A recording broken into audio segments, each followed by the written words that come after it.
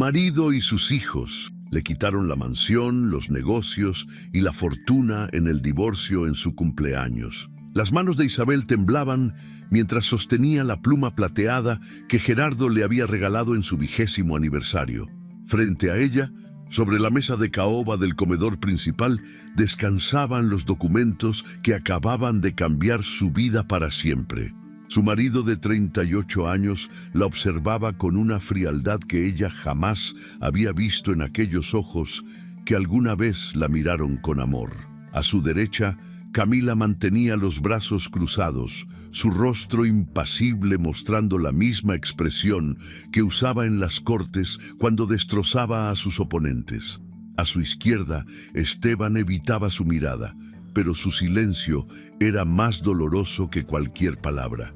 Los tres esperaban que ella firmara su propia sentencia de muerte. Esperaban que entregara todo sin resistencia. Esperaban que la mujer que los había amado incondicionalmente durante décadas simplemente desapareciera de sus vidas como si nunca hubiera existido. Isabel levantó la vista del documento de divorcio y sus ojos recorrieron cada rostro. En ese momento, algo se quebró dentro de ella. No fue su corazón, ese ya estaba destrozado. Fue algo más profundo, más esencial. Fue la última fibra de ingenuidad que la había mantenido creyendo que su familia jamás la traicionaría. Pero regresemos al principio de ese día, al momento en que Isabel Montoya aún creía que su vida tenía sentido. La luz del sol de septiembre entraba suavemente por las cortinas de lino blanco de la recámara principal de la mansión ubicada en San Pedro Garza García, una de las zonas más exclusivas de Monterrey. Isabel abrió los ojos lentamente, disfrutando de ese breve instante entre el sueño y la realidad donde todo parecía estar en su lugar. Estiró el brazo hacia el lado derecho de la cama king size, pero como había sucedido durante los últimos meses, encontró las sábanas frías y vacías. Gerardo llevaba semanas durmiendo en la recámara de visitas del segundo piso, alegando que sus ronquidos lo despertaban y que necesitaba descansar bien para las reuniones importantes. Ella había aceptado la excusa sin cuestionarla demasiado, como había aceptado tantas otras cosas a lo largo de los años. Se levantó con la gracia que nunca había perdido a pesar de sus 63 años recién cumplidos ese día. Isabel se miró en el espejo de cuerpo completo que ocupaba una pared entera del vestidor.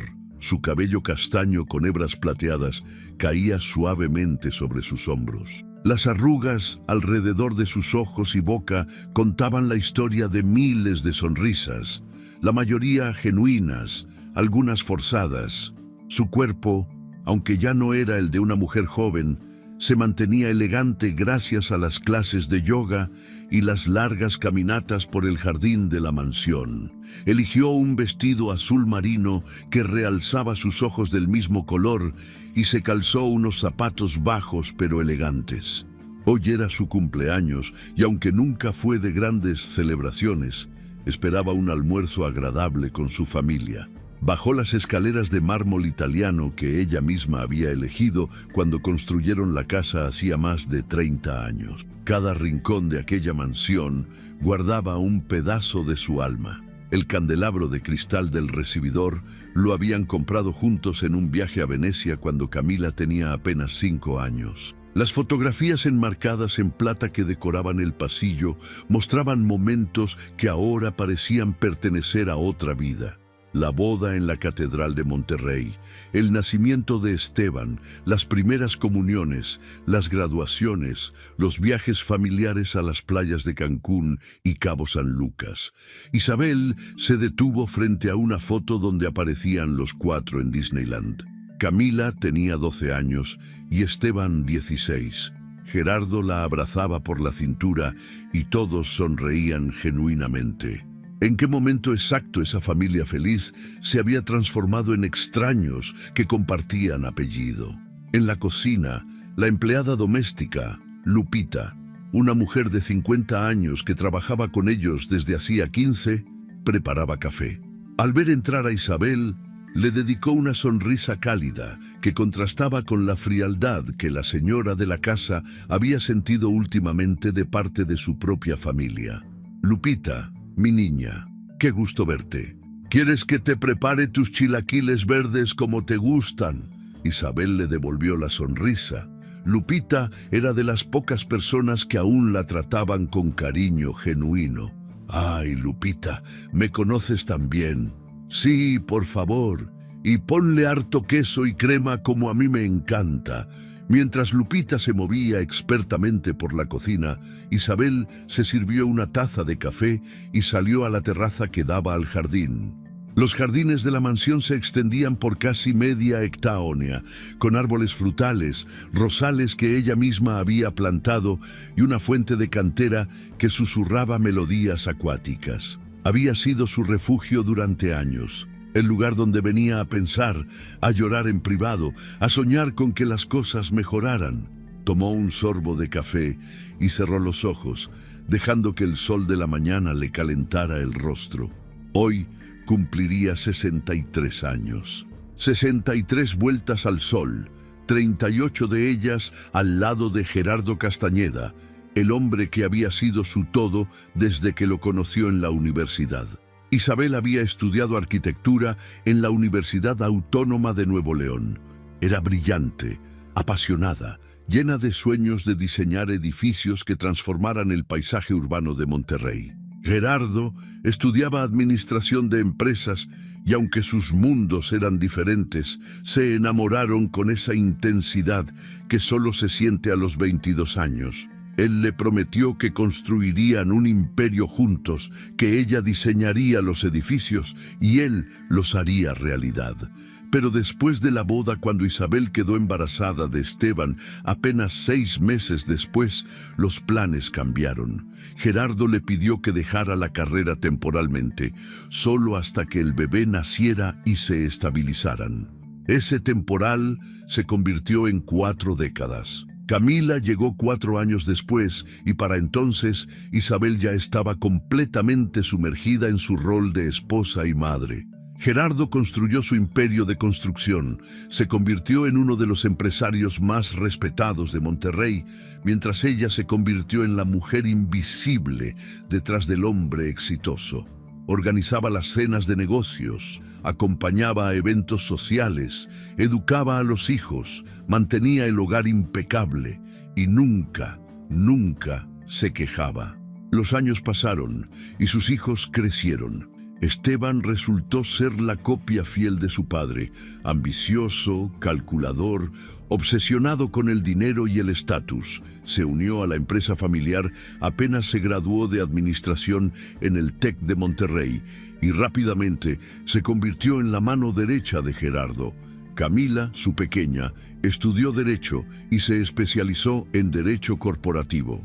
Isabel había esperado que al menos su hija mantuviera esa conexión especial que habían compartido durante la infancia, pero la chica se transformó en una mujer fría, más interesada en ganar casos que en mantener relaciones humanas.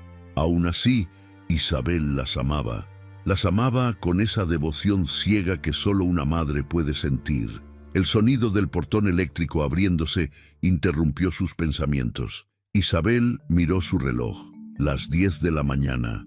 Gerardo había salido desde temprano sin siquiera desearle feliz cumpleaños. Escuchó voces en el interior de la casa, pasos que se acercaban. Su corazón se llenó de esperanza. Quizás habían planeado una sorpresa. Quizás todo el distanciamiento de los últimos meses había sido parte de un plan para hacer este cumpleaños especial. Entró a la sala principal justo cuando Gerardo, Camila y Esteban aparecían del pasillo. Los tres vestían de manera formal, como si vinieran de una reunión de negocios. Ninguno sonreía, ninguno traía flores, ni regalos, ni pastel. Las esperanzas de Isabel se desvanecieron como humo. «Feliz cumpleaños, mamá», dijo Camila con una voz tan plana que las palabras carecían de significado. «Gracias, hija», respondió Isabel, su voz temblando levemente. Gerardo se aclaró la garganta. Su rostro, que alguna vez le pareció el más guapo del mundo, ahora mostraba una dureza que la asustaba. Isabel, necesitamos hablar. Es importante. Siéntate, por favor. Ella obedeció, sentándose en el sofá de piel italiana que habían comprado en su último viaje a Europa. Los tres permanecieron de pie frente a ella, como jueces frente a una acusada. Esteban cargaba un portafolio de piel que colocó sobre la mesa de centro. Camila sacó de su bolsa una carpeta gruesa color manila. Gerardo metió las manos en los bolsillos de su pantalón de vestir y la miró directamente a los ojos por primera vez en meses. Esto no es fácil para ninguno de nosotros, pero es necesario. Hemos tomado una decisión como familia y necesitas cooperar. Isabel sintió que el aire abandonaba sus pulmones. ¿De qué hablas, Gerardo? ¿Qué decisión? Camila dio un paso al frente y abrió la carpeta, revelando un montón de documentos con el logotipo de su bufete de abogados en la esquina superior. Mamá, papá ha decidido que es momento de seguir adelante con su vida. Han preparado los documentos de divorcio. Todo está en orden legal. Solo necesitamos que firmes aquí, aquí y aquí. La habitación comenzó a girar. Isabel se aferró al borde del sofá para no caer. ¿Divorcio? ¿Estás pidiendo el divorcio en mi cumpleaños? Gerardo, ¿de qué estás hablando? ¿Qué está pasando? Gerardo suspiró con impaciencia, como si ella fuera una niña tonta que no entendía conceptos simples. Isabel, llevamos años siendo solo compañeros de casa. No me amas, yo no te amo. Es hora de ser honestos. Conocí a alguien más, alguien que me hace sentir vivo nuevamente. Su nombre es Valeria, tiene 35 años y quiere construir una vida conmigo. Las palabras impactaron a Isabel como puñetazos físicos. Cada una dejaba un moretón invisible en su alma. ¿Alguien más? ¿Llevas tiempo viéndote con alguien más y nunca me dijiste nada? ¿Y ustedes? ¿Ustedes lo sabían? Miraba a sus hijos con ojos suplicantes, esperando que al menos uno de ellos mostrara compasión, remordimiento, cualquier señal de humanidad. Esteban habló por primera vez, su voz tan fría como la de su padre. Mamá, todos lo sabemos desde hace meses. Valeria es buena para papá, lo hace feliz. Y sinceramente, tú ya cumpliste tu función. Criaste a tus hijos, mantuviste la casa. Pero ya no aportas nada a esta familia. Isabel se puso de pie bruscamente, las lágrimas comenzando a rodar por sus mejillas. ¿Que ya no aporto nada? ¿Eso es lo que piensan de mí? Soy su madre. Soy la mujer que renunció a todo por ustedes. Dejé mi carrera, mis sueños, mi identidad, para que ustedes pudieran tener todo. Camila la interrumpió con un tono profesional que usaba en las cortes. Mamá, seamos realistas. Nunca trabajaste oficialmente en la empresa. No tienes acciones a tu nombre. La casa está registrada a nombre de papá. Las cuentas bancarias también. Legalmente no tienes derecho a nada más que lo que papá decida darte por buena voluntad. ¿Buena voluntad? ¿Me están quitando todo y hablan de buena voluntad? Gerardo sacó otro documento del portafolio que cargaba Esteban. Aquí están los acuerdos de divorcio. Te daremos 50,000 pesos para que rentes algo modesto y te establezcas. Es más que generoso considerando que legalmente no tengo obligación de darte nada. Isabel arrebató los papeles de las manos de Gerardo y comenzó a leerlos. Con cada línea, su corazón se hundía más. La mansión, para Gerardo. Los negocios, para Gerardo y Esteban. Las cuentas bancarias, congeladas y transferidas. Los autos, todos a nombre de la familia, excepto uno viejo que podría llevarse. Hasta las joyas que había heredado de su madre estaban siendo reclamadas como parte del patrimonio familiar. Esto es un robo. Me están robando mi vida. No es robo si todo siempre estuvo legalmente a nuestro nombre, respondió Esteban sin una pizca de emoción. Isabel dejó caer los papeles y miró a sus hijos, buscando al niño y la niña que alguna vez la abrazaban con amor incondicional. Camila, mijita, ¿de verdad apoyas esto? Soy tu mamá. Te llevé en mi vientre, te enseñé a caminar, a leer. Estuve en cada evento escolar, en cada desamor, en cada logro. ¿Y así me pagas? Camila desvió la mirada por un segundo, pero cuando volvió a enfrentar a su madre, su rostro era una máscara impenetrable. Mamá, esto es lo mejor para todos. Papá merece ser feliz. Esteban y yo necesitamos continuar con los negocios sin dramas familiares. Y tú necesitas encontrar tu propio camino. Ya cumpliste tu papel en nuestras vidas. Isabel cayó de rodillas, sollozando sin control. Se aferró a las piernas de Gerardo, suplicando: por favor, no me hagas esto. Podemos ir a terapia de pareja. Podemos arreglar lo que esté roto. Por favor, Gerardo, son 38 años de matrimonio. Eso tiene que significar algo. Gerardo la apartó con una mano, como si fuera algo molesto que debía remover de su camino. Ya está decidido, Isabel. Tienes 24 horas para empacar tus cosas personales y salir de esta casa.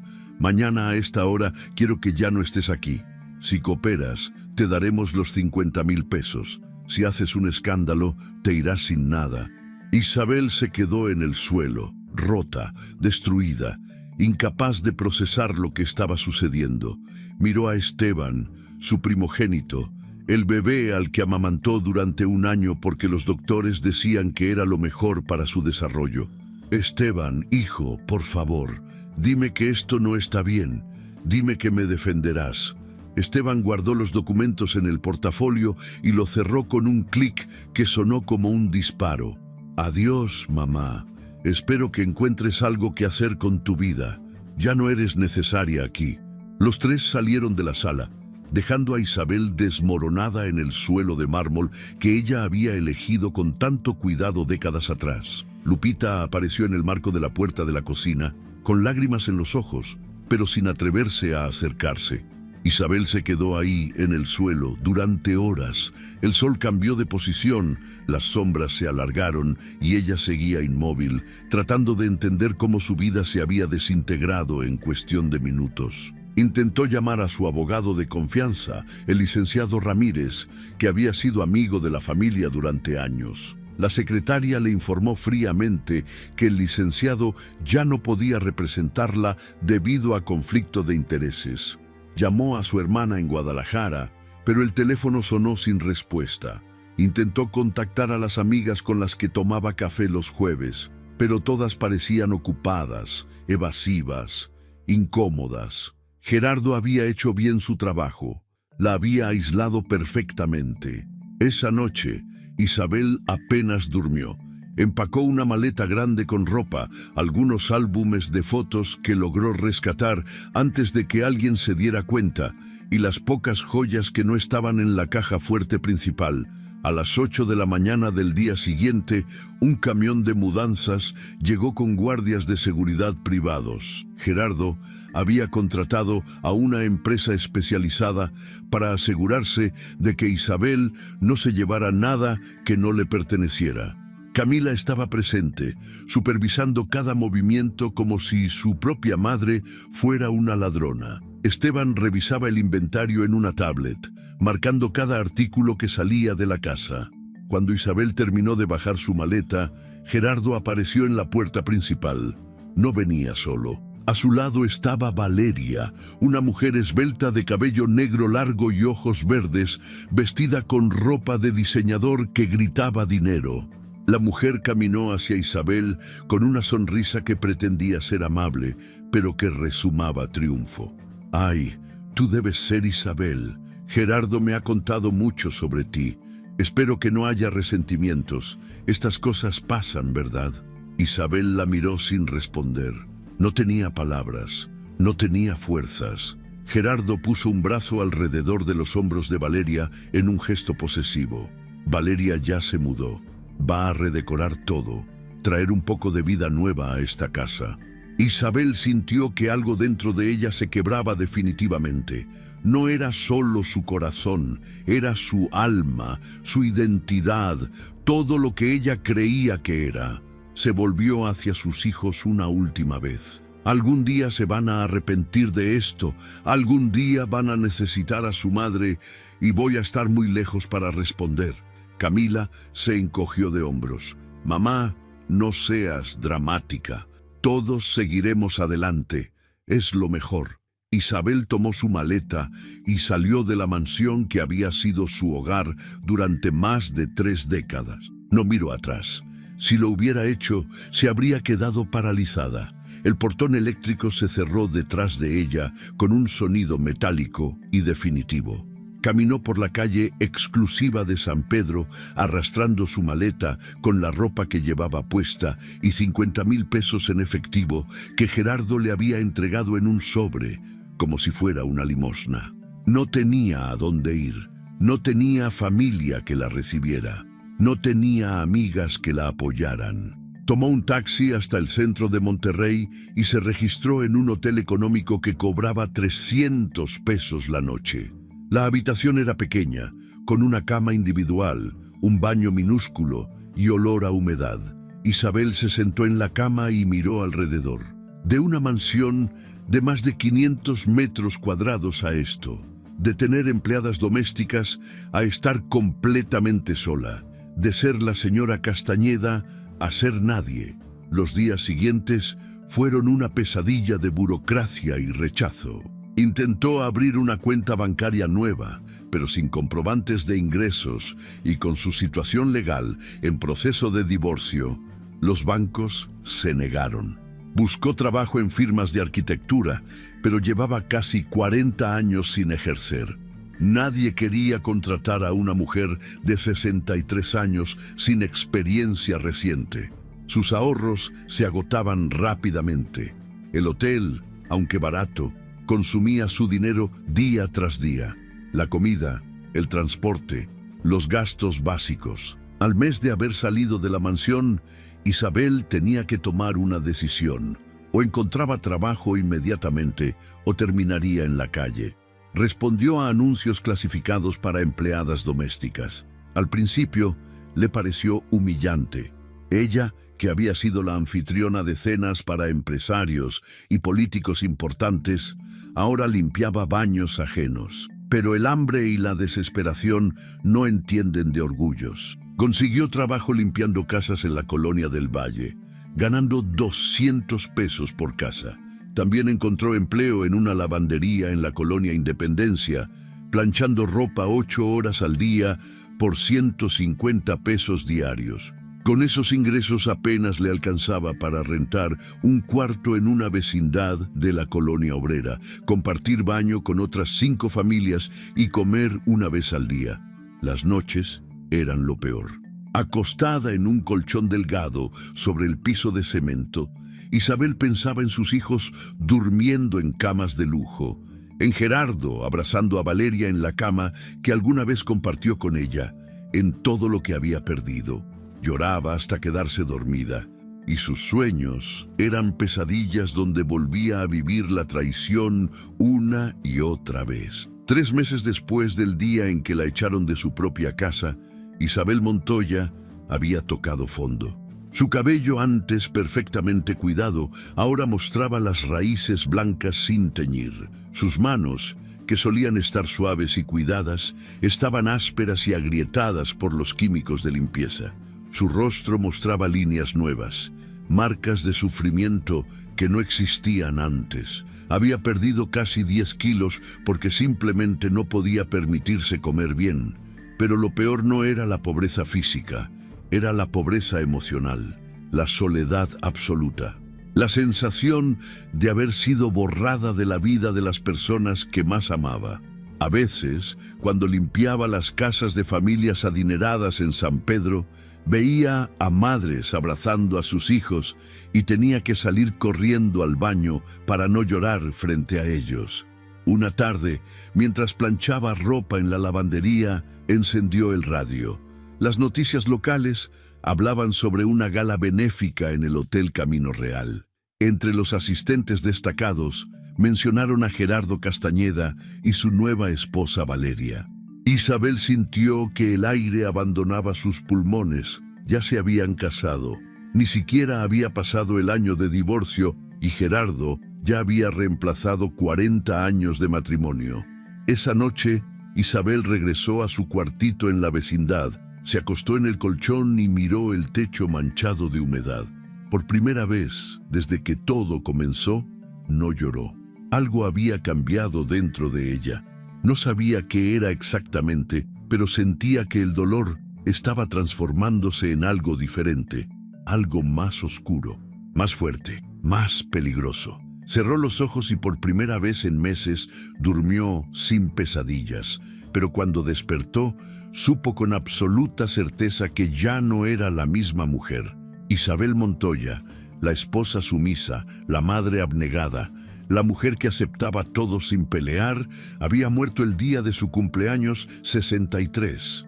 Quien quedaba ahora era alguien nuevo, alguien que estaba empezando a entender que tocar fondo no era el final, era el punto desde donde solo se podía subir. Y antes de que esta historia termine, quiero preguntarte algo. ¿Desde dónde nos estás viendo? ¿Desde la Ciudad de México, desde Guadalajara, desde Monterrey como Isabel o tal vez desde otro país? Déjanos tu comentario aquí abajo. Nos encanta leer cada uno de sus mensajes y saber que nuestras historias llegan a diferentes rincones del mundo. Tu comentario nos motiva a seguir narrando estas historias que tocan el corazón. No olvides darle like y suscribirte para no perderte el próximo capítulo de la historia de Isabel, porque lo que viene, créeme, será aún más impactante. El edificio corporativo en el centro de Monterrey tenía 22 pisos de cristal y acero que reflejaban las luces de la ciudad como un espejo gigante. Isabel empujaba el carrito de limpieza por el piso 18, donde las oficinas de contadores, abogados y consultores permanecían vacías después de las 9 de la noche. Sus manos enguantadas pasaban el trapo húmedo sobre los escritorios de ejecutivos que ganaban en un día lo que ella tardaba un mes en juntar. El uniforme azul marino que le habían dado cuando la contrataron le quedaba grande, colgando de su cuerpo que había adelgazado dramáticamente en los últimos meses. Sus zapatos deportivos baratos rechinaban contra el piso de loseta mientras avanzaba de oficina en oficina, vaciando botes de basura, limpiando ventanas, aspirando alfombras. Eran las 10:30 de la noche de un jueves cuando Isabel entró a la oficina marcada con el número 1812. La luz todavía estaba encendida, lo cual era extraño porque el supervisor le había dicho que todos los inquilinos de ese piso se iban antes de las 8. Asomó la cabeza cautelosamente y vio a un hombre de espaldas, inclinado sobre un escritorio lleno de papeles y carpetas abiertas. Vestía camisa blanca con las mangas enrolladas hasta los codos y pantalones de vestir grises. Su cabello castaño con canas en las sienes le resultaba familiar, pero no podía ubicar de dónde. «Disculpe, señor, no sabía que todavía había alguien trabajando. ¿Puedo regresar más tarde?» El hombre se volvió y sus ojos se encontraron con los de Isabel. Durante 3 segundos completos, ninguno de los dos dijo nada. El rostro del hombre pasó de la sorpresa al shock absoluto y finalmente a algo que parecía dolor genuino. Isabel Montoya. Ella sintió que sus piernas se debilitaban. Conocía esa voz. Tomás Aguilar, el contador que había trabajado con Gerardo durante casi 15 años, el hombre que había estado en innumerables cenas en su casa, que había jugado con sus hijos cuando eran pequeños, que había sido testigo de su boda de plata, el hombre al que no había vuelto a ver desde que su vida se desmoronó. «Tomás», susurró ella, sintiendo que la vergüenza la invadía como una ola. «Qué gusto verte». Tomás se levantó rápidamente de su silla y caminó hacia ella, estudiando su rostro con una mezcla de incredulidad y preocupación. Sus ojos recorrieron el uniforme de limpieza, el carrito, las manos enrojecidas por los químicos. Isabel vio cómo se le humedecían los ojos. «Dios mío, Isabel, ¿qué te pasó? ¿Qué estás haciendo aquí?» Ella intentó sonreír, pero sus labios apenas lograron formar una mueca temblorosa. «Pues ya ves, Tomás, aquí trabajando. La vida da muchas vueltas, ¿verdad?» Tomás negó con la cabeza, claramente afectado por lo que veía. No, esto no está bien. ¿Dónde está Gerardo? los muchachos, ¿qué pasó con la familia? Isabel sintió que las lágrimas amenazaban con desbordarse, pero las contuvo. Ya había llorado suficiente. Ya no quedaban más lágrimas que derramar. La familia decidió que ya no me necesitaban, Tomás. Así de simple. Él la miró durante un largo momento y algo en su expresión cambió. Una comprensión dolorosa se instaló en sus ojos. Por favor, siéntate. Voy a preparar café y me vas a contar todo. Y no acepto un no por respuesta. Isabel dudó. Tenía que terminar de limpiar otras 5 oficinas antes de que su turno terminara a medianoche. Si se retrasaba, su supervisor podría despedirla y no podía darse ese lujo.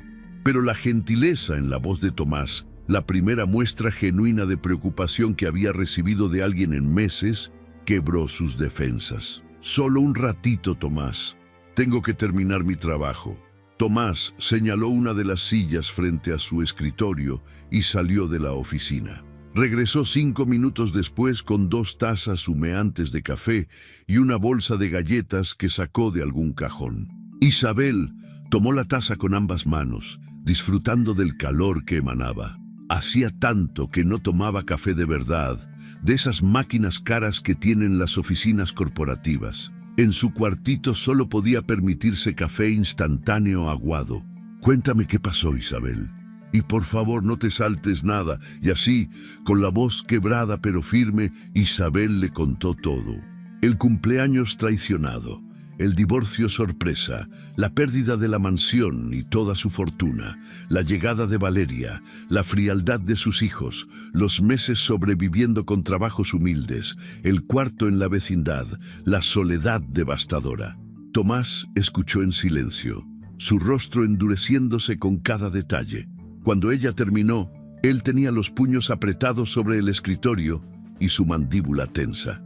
«Esos desgraciados», murmuró. «Esos malditos desgraciados». Isabel nunca había escuchado a Tomás maldecir. Era un hombre educado, siempre correcto y profesional. Verlo tan alterado la sorprendió. «¿Sabías algo de esto, Tomás? ¿Sabías lo que estaban planeando?» Él negó con la cabeza, pero su expresión mostraba culpa. «No sabía exactamente qué planeaban contigo, pero sabía que Gerardo estaba cambiando. Por eso dejé de trabajar con él hace como 8 meses. ¿Dejaste de trabajar con Gerardo? Pero pensé que era su contador de confianza». Tomás tomó un largo sorbo de su café antes de responder. «Lo fui durante 15 años. Llevaba todas las cuentas de sus negocios, sus impuestos, sus inversiones. Pero hace un año empecé a notar irregularidades, movimientos de dinero extraños, facturas falsas, empresas fantasma. Le pregunté a Gerardo directamente qué estaba pasando y él me dijo que no me metiera en lo que no me importaba. Me ofreció más dinero para que me quedara callado, pero yo no trabajo así. Tengo principios, así que renuncié».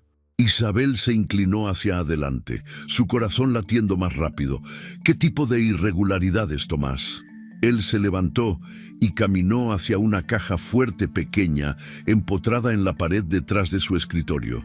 Marcó la combinación, la abrió y sacó una carpeta gruesa llena de documentos. Regresó al escritorio y la colocó frente a Isabel.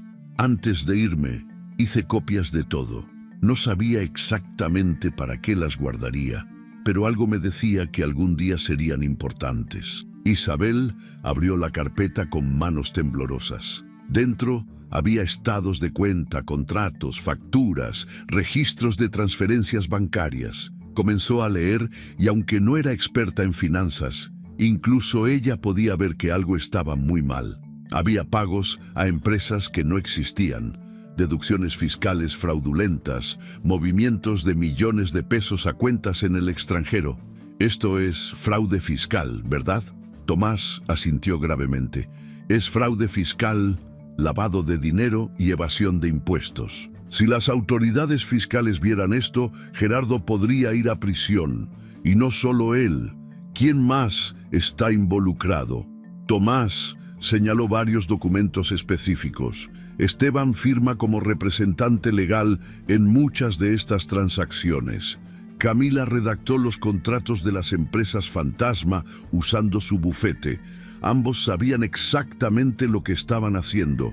Los tres son culpables. Isabel sintió que el mundo se inclinaba.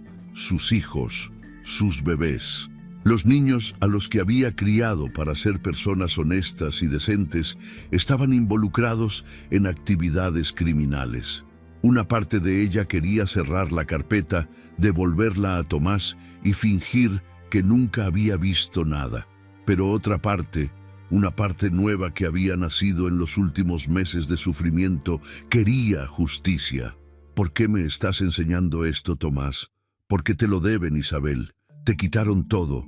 Te traicionaron de la manera más cruel posible y tienes derecho a defenderte. Con esta información podrías recuperar lo que te robaron, incluso más. Isabel cerró la carpeta y la empujó hacia Tomás. Son mis hijos, Tomás. No puedo hacerles eso. Él se inclinó hacia adelante, su voz firme pero comprensiva. ¿Y ellos qué te hicieron a ti? ¿Te trataron como madre? ¿Te respetaron? ¿Te defendieron?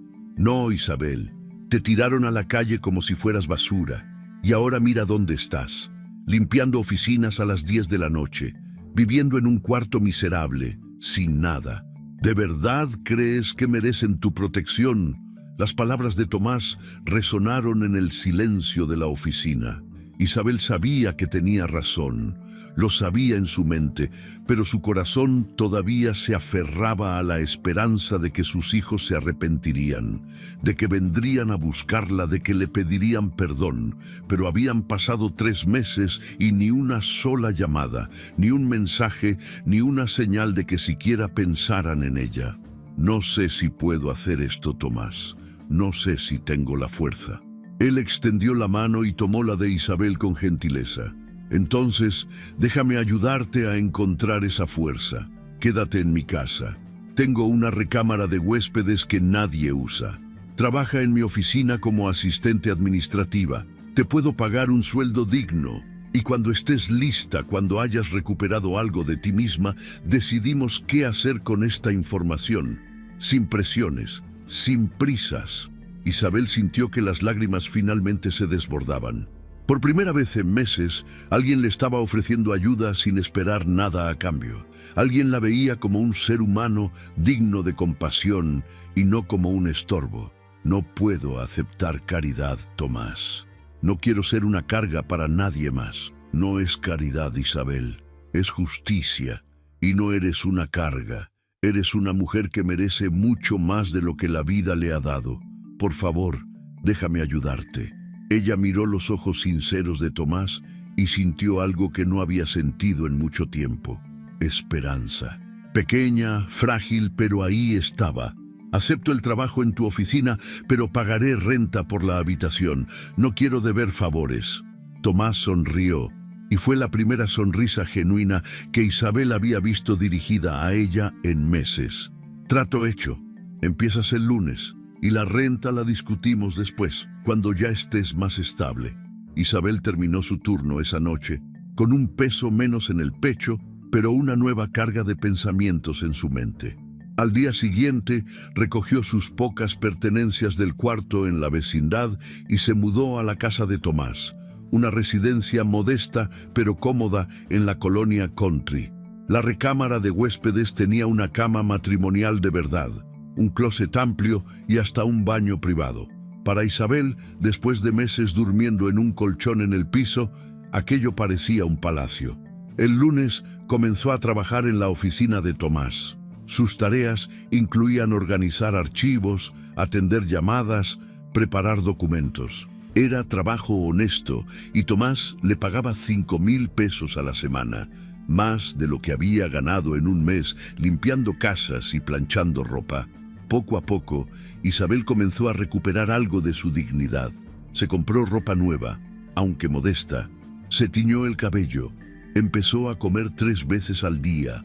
Las líneas de sufrimiento en su rostro comenzaron a suavizarse, pero las noches seguían siendo difíciles. Cuando estaba sola en su habitación, los pensamientos la atacaban sin piedad. Una noche, mientras navegaba sin rumbo en su teléfono, decidió buscar el nombre de Gerardo en las redes sociales. Fue un error del que se arrepintió inmediatamente. La página de Facebook de su exmarido estaba llena de fotografías recientes. Gerardo y Valeria en un yate en Los Cabos. Gerardo y Valeria en un restaurante elegante. Gerardo y Valeria en la inauguración de un nuevo desarrollo inmobiliario. En cada foto, él lucía feliz, rejuvenecido, como si los 38 años con Isabel nunca hubieran existido. Los comentarios bajo las fotos eran peores. Amigos y conocidos felicitándolo por su nueva vida, por su bella esposa, por verse tan bien.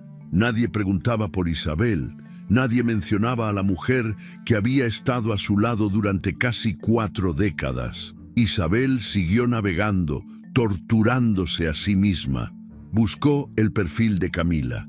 Su hija había publicado fotos de un viaje a Europa. París, Roma, Barcelona, sonriendo frente a la Torre Eiffel, tomando vino en una terraza italiana, comprando en boutiques de lujo. La descripción decía: disfrutando de las recompensas del trabajo duro, bendecida y agradecida. Isabel sintió que algo se retorcía en su estómago. Recompensas del trabajo duro. Su hija hablaba de trabajo duro mientras gastaba dinero que en parte provenía de fraudes y actividades ilegales. El perfil de Esteban no era mejor. Fotos de autos deportivos nuevos, relojes caros, cenas en restaurantes exclusivos. Una foto en particular mostraba a Esteban, Gerardo y Valeria brindando con champán en lo que parecía ser la terraza de la mansión de Isabel, su casa, el lugar donde había criado a esos niños ingratos. La descripción decía: celebrando nuevos comienzos con la familia. Familia. Esa palabra dolió más que todas las demás juntas. Ella ya no era parte de esa familia. La habían borrado como si nunca hubiera existido. Isabel cerró el teléfono y lo arrojó sobre la cama. Se levantó y caminó hasta la ventana, mirando las luces de Monterrey brillando en la distancia. La ciudad seguía adelante, indiferente a su dolor. La gente seguía con sus vidas mientras ella intentaba recoger los pedazos rotos de la suya. Pensó en sus hijos pequeños, en Esteban aprendiendo a andar en bicicleta mientras ella corría detrás de él para que no se cayera. Pensó en Camila llorando en sus brazos después de su primera decepción amorosa en la secundaria. Pensó en todas las noches que se desveló cuando estaban enfermos, en todas las veces que pospuso sus propios sueños para que ellos pudieran alcanzar los suyos. Y ahora la habían desechado. La habían tirado como basura, y peor aún, estaban felices sin ella. Algo dentro de Isabel se rompió esa noche. No fue su espíritu, porque ese ya estaba quebrado. Fue la última hebra de esperanza que mantenía que algún día sus hijos vendrían a buscarla. Fue la última ilusión de que el amor maternal que ella les había dado significaba algo para ellos. Fue el último vestigio de la mujer que perdonaba todo y aceptaba todo sin pelear. Cuando Tomás tocó a su puerta a la mañana siguiente para preguntarle si quería desayunar, encontró a Isabel sentada en la cama con la carpeta de documentos comprometedores abierta frente a ella. «Isabel, ¿estás bien?». Ella levantó la vista y Tomás vio algo diferente en sus ojos. Ya no había lágrimas, ya no había debilidad.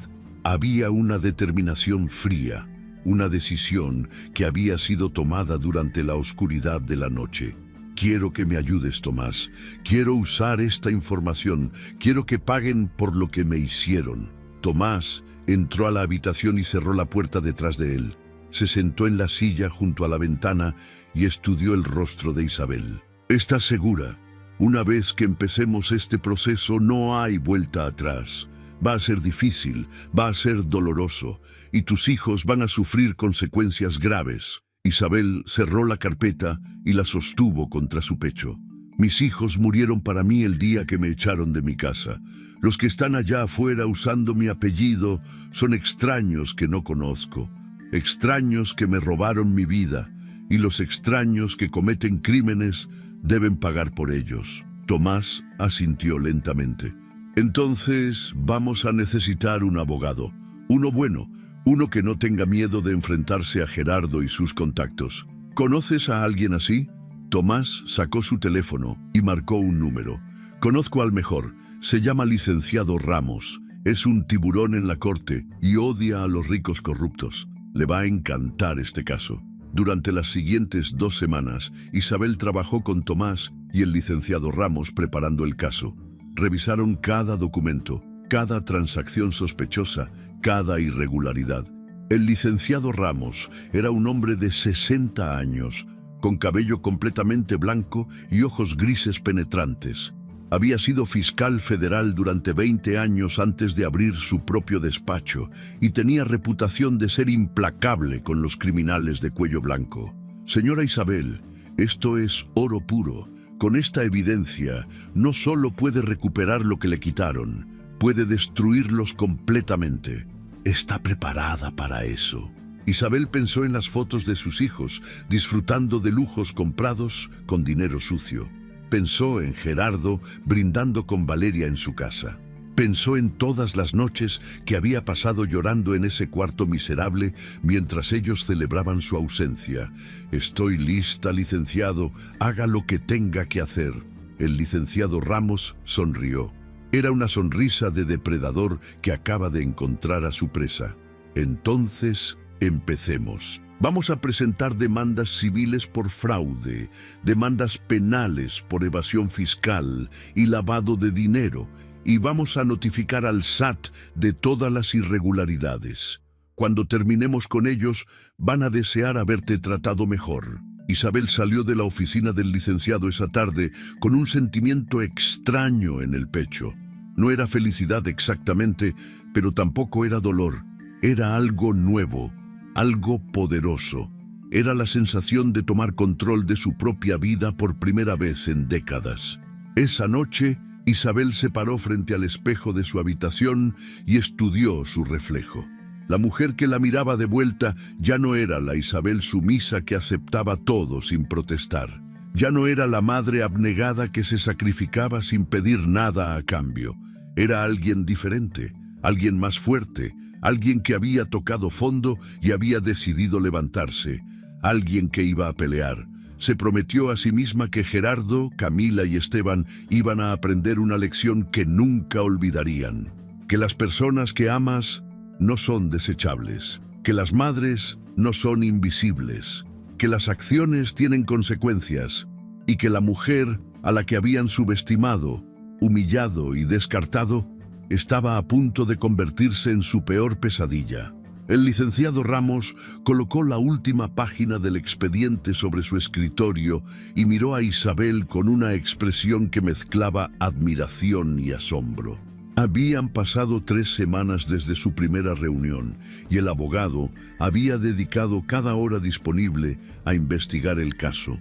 Lo que comenzó como una revisión de documentos que Tomás había guardado se transformó en una excavación profunda que reveló secretos que ni siquiera Isabel imaginaba. Señora Montoya, lo que tenemos aquí no es solo un caso de divorcio injusto.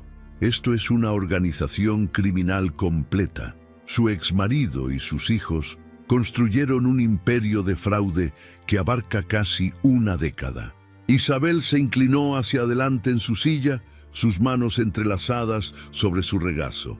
Durante las últimas semanas había aprendido términos legales que nunca pensó que necesitaría conocer.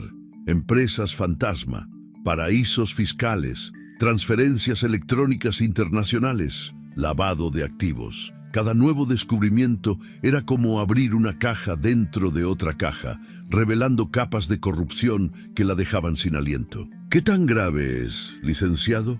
Ramos abrió una carpeta azul marino y sacó varios documentos con gráficas y diagramas que parecían mapas de un laberinto. Identificamos 23 empresas fantasma registradas en Panamá, Islas Vírgenes Británicas y Delaware. Todas creadas en los últimos 8 años. Estas empresas no tienen empleados reales, no tienen oficinas físicas, no producen nada. Son cascarones vacíos diseñados únicamente para mover dinero sucio y evadir impuestos. ¿Y Gerardo controla todas esas empresas? No solo Gerardo. Aquí está la parte interesante. Esteban aparece como director ejecutivo en 16 de ellas. Camila redactó los contratos de constitución de 20. Los 3 están involucrados hasta el cuello. Esto no fue obra de una sola persona, fue un esfuerzo familiar coordinado para defraudar al fisco mexicano. Isabel sintió un nudo en el estómago. Una parte de ella, la parte que todavía recordaba a sus hijos como niños inocentes, quería creer que habían sido manipulados por su padre. Pero la evidencia era demasiado clara. Camila había usado su conocimiento legal para crear la estructura. Esteban había ejecutado las operaciones. Ambos habían participado voluntariamente. ¿Cuánto dinero estamos hablando? Ramos pasó a la siguiente página y señaló una cifra que hizo que Isabel se quedara sin aire. Calculamos que desviaron aproximadamente 230 millones de pesos en los últimos 8 años. Dinero que debió pagar impuestos en México, dinero que probablemente proviene de contratos gubernamentales obtenidos mediante sobornos, dinero que ahora está escondido en cuentas bancarias en el extranjero. Isabel cerró los ojos y respiró profundamente. 230 millones de pesos. Mientras ella trabajaba limpiando baños y planchando ropa por 200 pesos al día, su familia había robado una fortuna que la mayoría de la gente no podría imaginar en toda una vida. ¿Y qué hay de mí? ¿Tengo algún derecho legal sobre algo de esto? Ramos sonrió por primera vez desde que comenzó la reunión. Aquí es donde la historia se pone interesante a su favor, señora Montoya. ¿Recuerda que me dijo que ayudaba a Gerardo con papeleo administrativo en los primeros años de la empresa? Que atendía llamadas, organizaba documentos, se reunía con clientes cuando él no podía. Sí, pero eso fue hace muchos años. Dejé de hacerlo cuando los niños crecieron. Pero lo hizo durante años, sin recibir salario oficial, ¿correcto? Y nunca firmó ningún documento renunciando a derechos sobre la empresa, ¿verdad? Nunca me pidieron firmar nada así. Ramos golpeó el escritorio suavemente con su puño, satisfecho. Entonces tenemos un caso sólido de que usted fue socia de hecho en la empresa desde sus inicios. Bajo la ley mexicana, tiene derecho a una porción significativa de los activos, especialmente considerando que el divorcio se realizó mediante engaño y bajo presión. Además, hay algo más. ¿Qué más? Durante nuestra investigación, encontramos que varias de las propiedades que Gerardo dice que son suyas, en realidad fueron compradas durante su matrimonio con dinero de la empresa. La mansión, 3 departamentos en San Pedro, un rancho en Santiago. Legalmente, usted tiene derecho a la mitad de todo eso. Isabel sintió que algo se encendía dentro de ella. No era codicia, era justicia. Era la comprensión de que no solo había sido víctima de crueldad emocional, sino también de robo legal. ¿Cuál es el siguiente paso? Ramos cerró la carpeta y se reclinó en su silla. Mañana presentamos 3 demandas simultáneas. Primera, demanda civil contra Gerardo, Esteban y Camila por fraude y apropiación indebida de bienes conyugales. Segunda, denuncia penal ante la Fiscalía General por evasión fiscal y lavado de dinero. Tercera, notificación formal al Servicio de Administración Tributaria con toda la evidencia de las irregularidades fiscales. Cuando estas 3 bombas exploten al mismo tiempo, su familia no va a saber ni por dónde empezar a defenderse. ¿Cuánto tiempo tomará? Los procesos legales son lentos, señora Montoya, pero con la evidencia que tenemos, calculo que en 6 meses empezaremos a ver resultados concretos. Y le garantizo que para cuando terminemos, Gerardo y sus hijos van a desear haberla tratado con el respeto que merecía. Al día siguiente, a las 9 de la mañana, el licenciado Ramos presentó las demandas en los juzgados correspondientes. A las 10, los documentos fueron notificados electrónicamente a las autoridades fiscales. A las 11, un mensajero entregó copias físicas en la oficina de Gerardo, en el bufete de Camila y en la oficina administrativa que manejaba Esteban. Isabel no estuvo presente para ninguna de estas entregas, pero Tomás le contó después que había pedido a un conocido que trabajaba en el edificio donde estaba la oficina de Gerardo que le informara de la reacción. Dice mi contacto que Gerardo se puso blanco como papel cuando leyó los documentos. Empezó a gritar, a tirar cosas. Llamó a Esteban y a Camila inmediatamente. Estuvieron encerrados en su oficina durante horas. Isabel estaba sentada en la sala de la casa de Tomás, tomando té de manzanilla para calmar sus nervios. Había imaginado este momento durante semanas, pero ahora que era real, sentía una mezcla de satisfacción y terror. ¿Crees que intenten hacer algo? Tomás se sentó a su lado y puso una mano reconfortante en su hombro. Intentarán negociar primero. Esa es siempre la primera táctica. Querrán llegar a un acuerdo fuera de la corte para evitar el escándalo público. Pero el licenciado Ramos ya nos advirtió sobre esto. No aceptes ninguna oferta sin consultarnos primero. No pienso aceptar nada de ellos. Quiero que esto llegue hasta el final. Esa misma tarde, el teléfono de Isabel comenzó a sonar. Era un número que ella conocía muy bien, el número del celular de Gerardo. Lo dejó sonar hasta que pasó al buzón de voz. 5 minutos después, volvió a sonar. Y 5 minutos después, otra vez.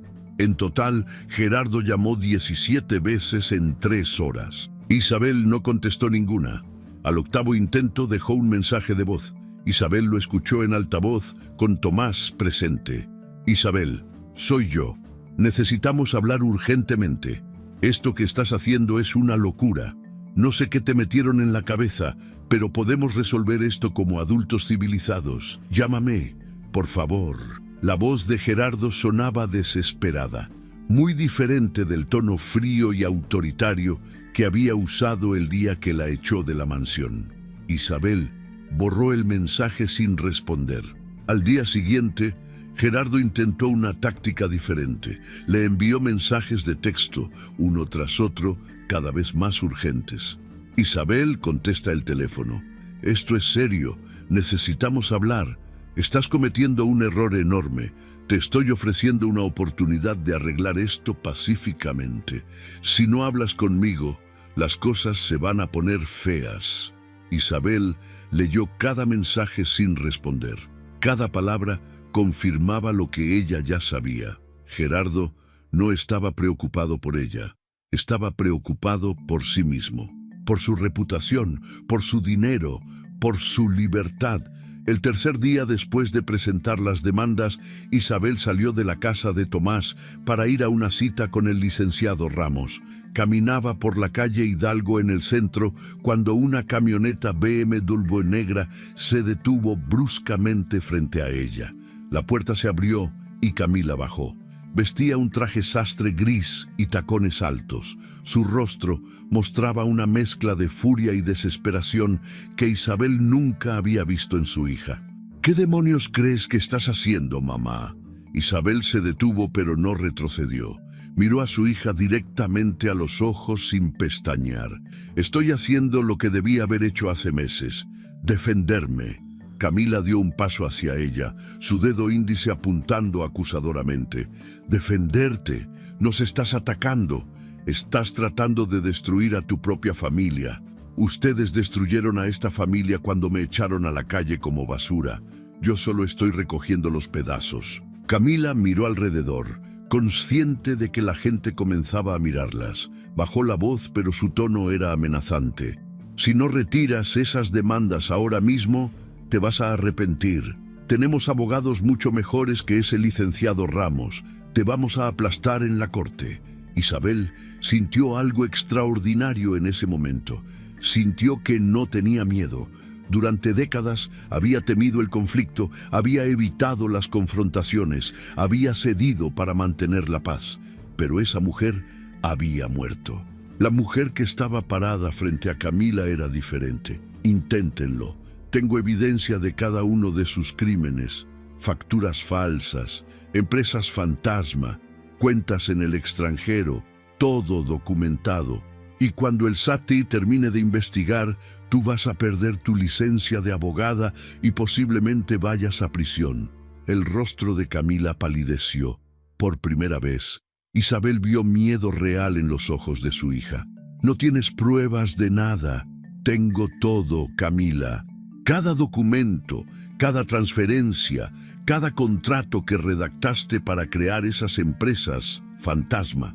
Tomás guardó copias de todo antes de renunciar, y ahora esas copias están en manos de las autoridades fiscales. Camila retrocedió un paso, como si las palabras de su madre fueran golpes físicos. Papá tiene razón.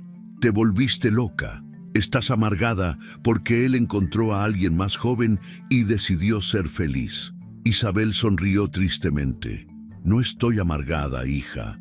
Estoy despierta. Despierta después de décadas de dormir. Y ahora que estoy despierta, puedo ver todo con claridad. Puedo ver que mi marido es un ladrón, que mi hijo es un criminal y que mi hija vendió su alma por dinero sucio. Vas a arrepentirte de esto. Ya me arrepiento de muchas cosas, Camila. Me arrepiento de haber criado a una hija que es capaz de echarme a la calle. Me arrepiento de no haber visto antes la clase de persona en la que te convertiste. Pero no me arrepiento de esto. De esto. Nunca me voy a arrepentir.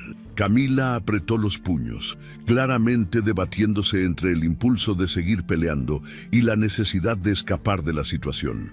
Finalmente optó por lo segundo.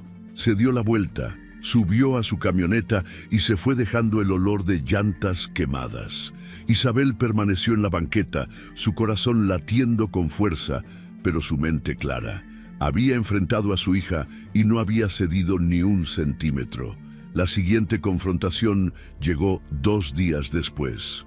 Isabel estaba en la oficina de Tomás, organizando archivos, cuando la recepcionista llamó por el interfón. Señor Aguilar, hay un hombre aquí que dice que necesita hablar con usted urgentemente. Dice que es Esteban Castañeda. Tomás miró a Isabel con preocupación. Ella asintió. Sabía que esta confrontación era inevitable. Dile que pase. Esteban entró a la oficina con la arrogancia que siempre lo había caracterizado. Vestía un traje italiano que probablemente costaba más de lo que Isabel ganaba en 3 meses. Su cabello estaba perfectamente peinado hacia atrás y olía a una colonia cara. Miró a su madre con desprecio antes de dirigir su atención a Tomás. Tomás, necesitamos hablar, a solas. Lo que tengas que decir puedes decirlo frente a Isabel. Esteban suspiró con impaciencia.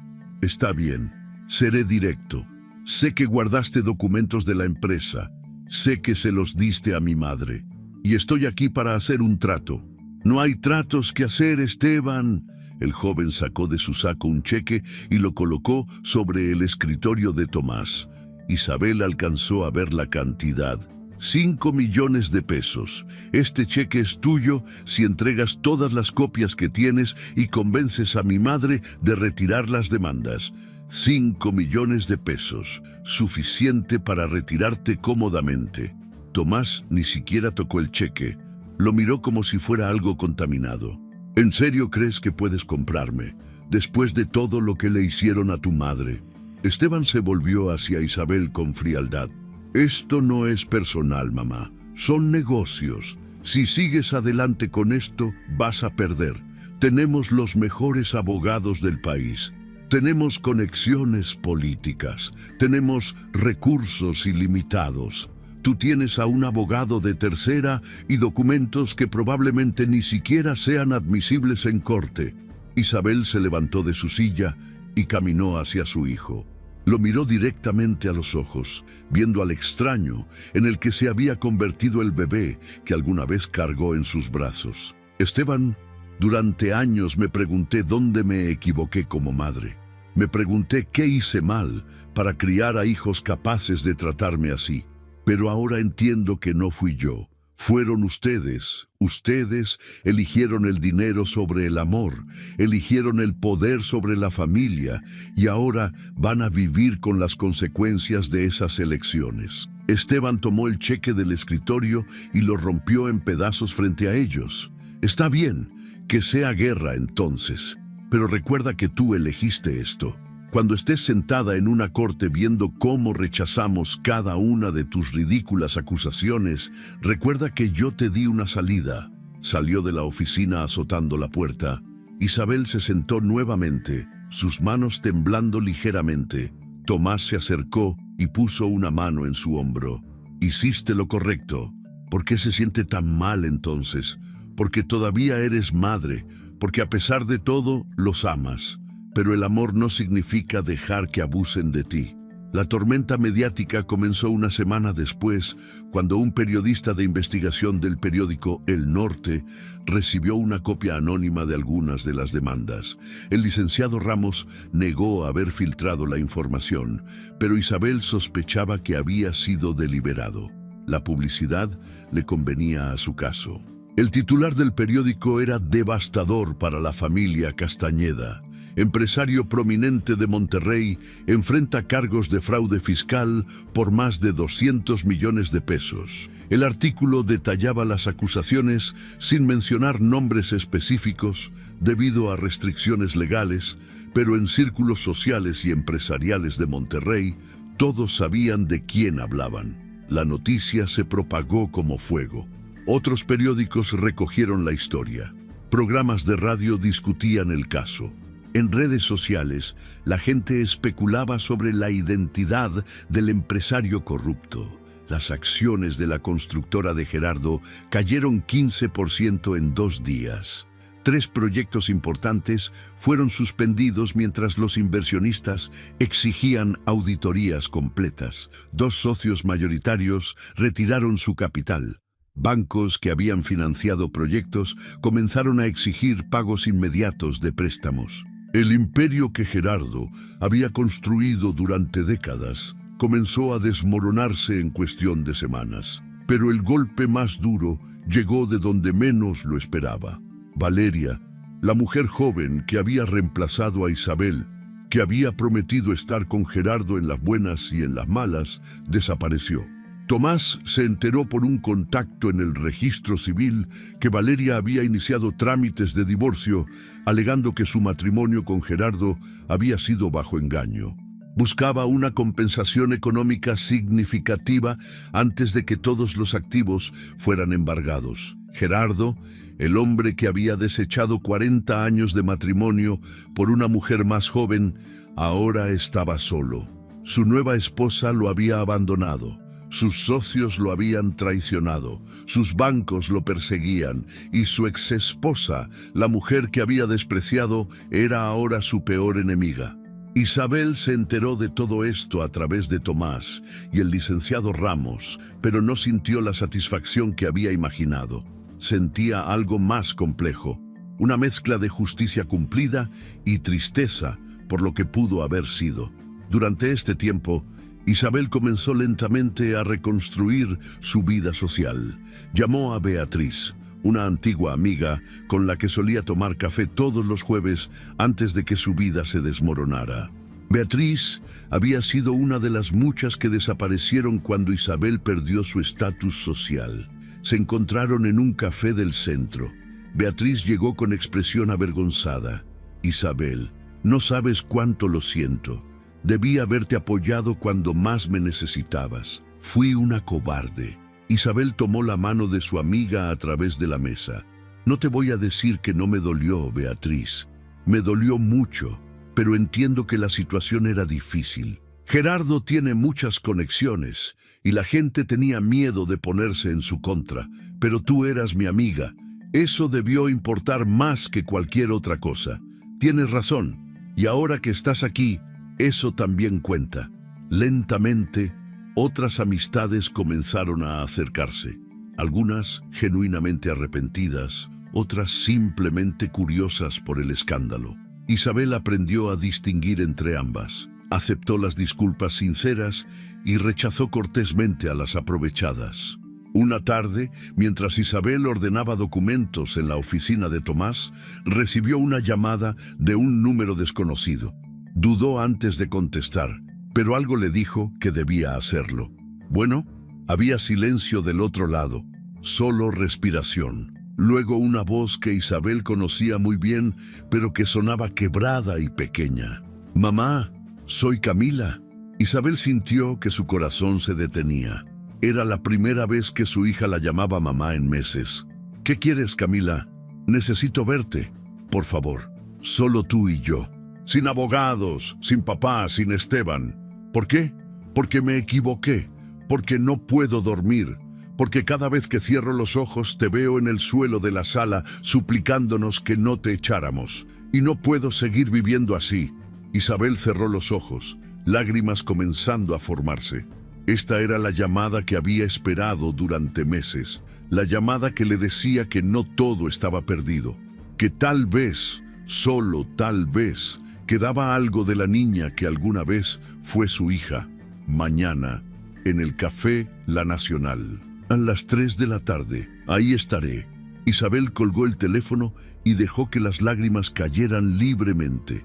Tomás entró a la oficina y al verla llorar se acercó preocupado. «¿Qué pasó?».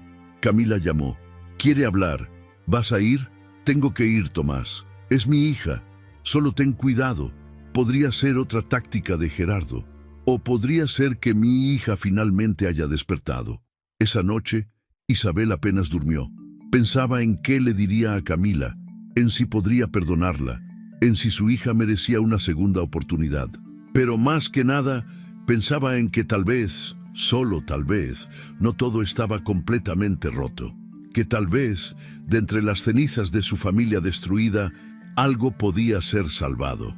Al día siguiente, Isabel llegó al café 15 minutos antes. Eligió una mesa en una esquina tranquila y pidió un café americano. A las 3 en punto, Camila entró. Llevaba jeans y una blusa simple, sin maquillaje, su cabello recogido en una cola de caballo.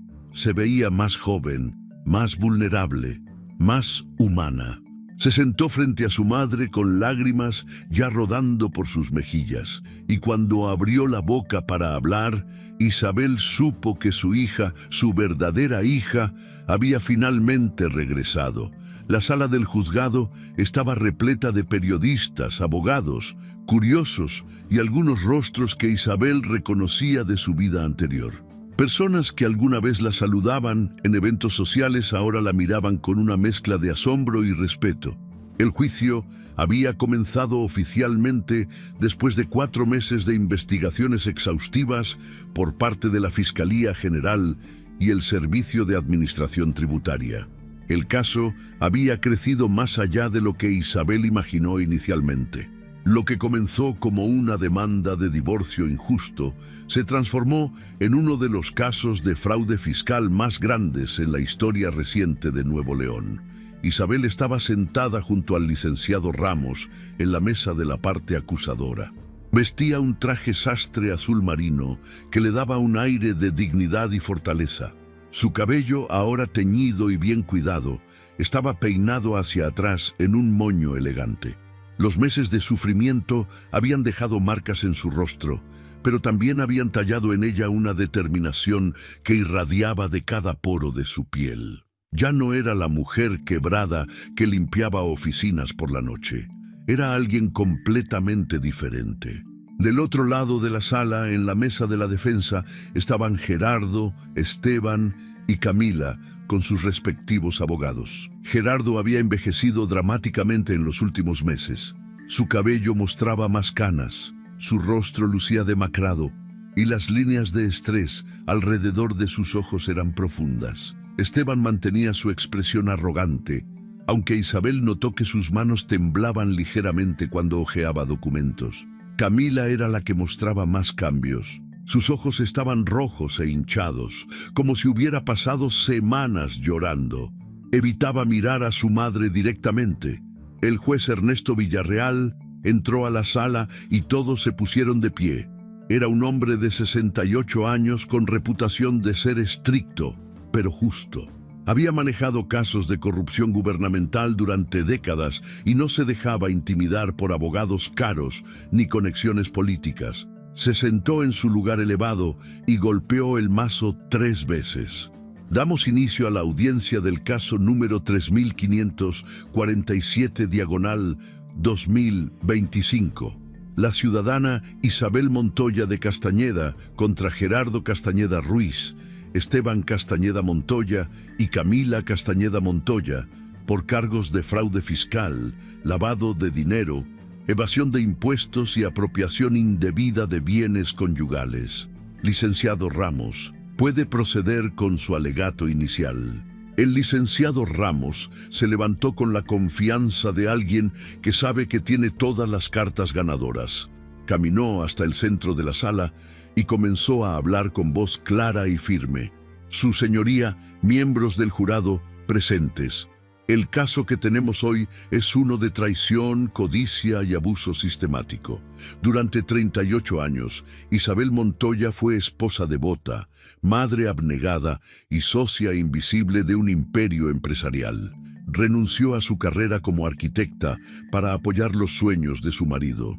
Crió a 2 hijos a los que dedicó cada momento de su vida, y cuando su utilidad terminó a ojos de su familia, fue desechada de la manera más cruel posible, echada de su casa en el día de su cumpleaños, despojada de todo, dejada en la calle sin dinero ni recursos. Pero esa traición personal, aunque dolorosa, no es el foco principal de este juicio.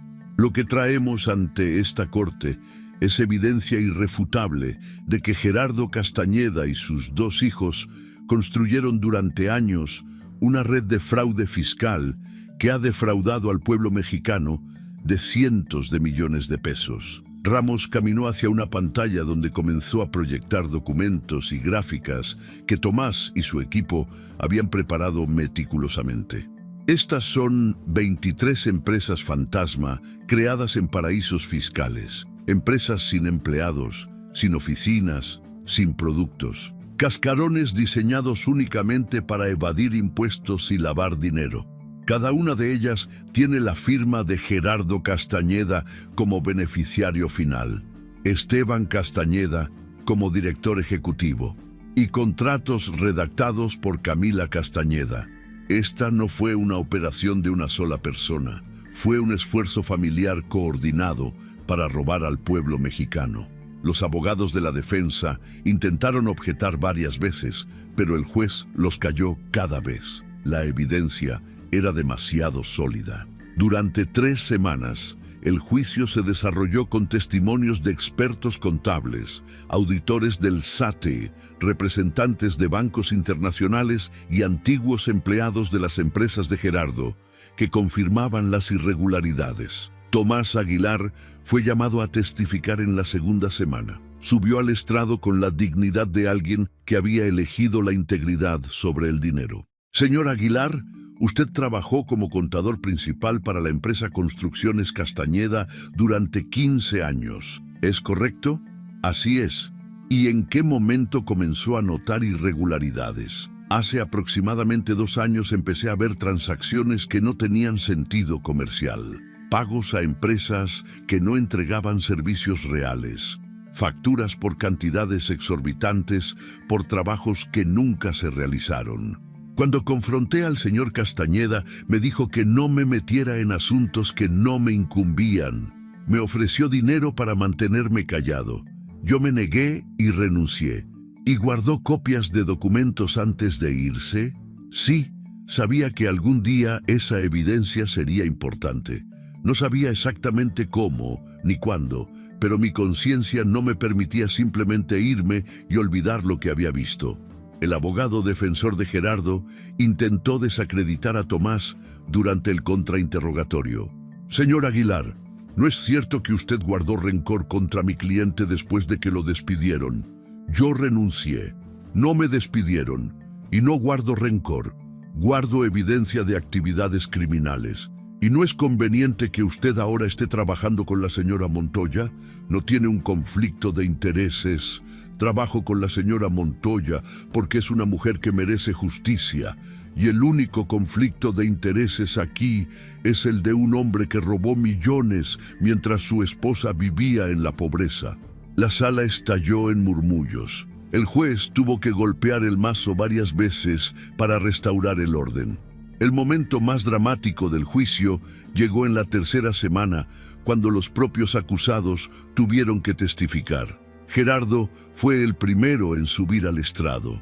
Su abogado le había aconsejado mantener la calma, pero cuando el fiscal comenzó a presentar evidencia tras evidencia de sus crímenes, Gerardo empezó a desmoronarse.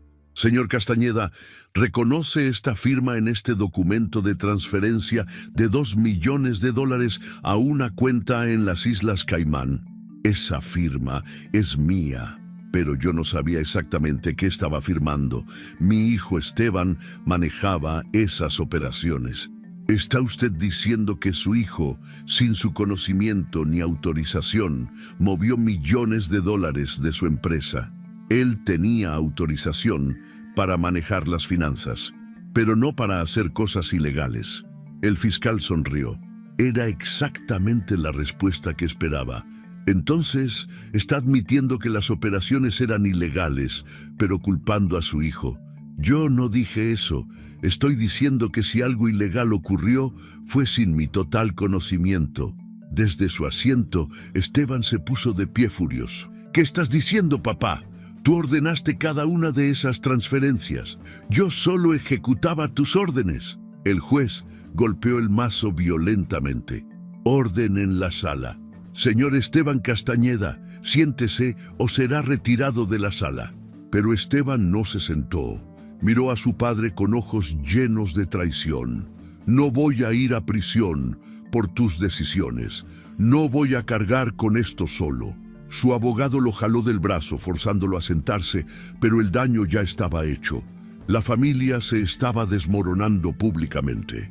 Gerardo intentó recuperar la compostura, pero su testimonio había perdido toda credibilidad.